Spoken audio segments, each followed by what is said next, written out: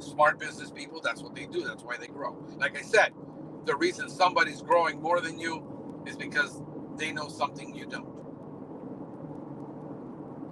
You need to have chart of accounts, all of your services, and then figure out from there, reverse engineer it, and then figure out if it's profitable. If your cost of goods are continuously high, above industry standards,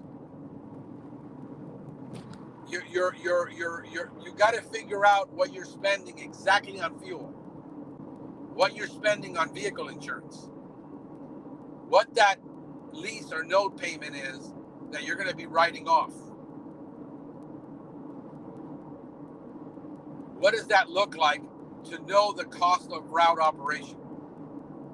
And then how much can I afford to really pay a technician if I want to grow and I want to invest X? If I want a 55% gross profit, and this is where the numbers come in, gross profit versus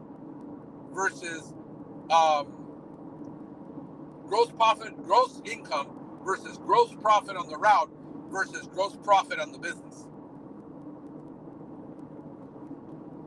Your gross profit on your route needs to be minimum 50% is your ideal number. At 55, you're doing better, and at 60, you're doing great. But you find out that at over 60, the cost has to come from somewhere, and it's usually hiring an employee. And if you pay too little for an employee, you will find that you will have really bad employees, people you got to babysit, and you can pay too much, but then you won't have enough profit to pay the overhead, depending on what, because all of the overhead from every route that you have gets paid to pay the overhead. So that's where you pay yourself from, that's where you pay the cell phones from, that's where you pay the taxes from, the insurances from, the admins that you need to hire, the rental space that you need. Everything gets paid from that gross profit from the route.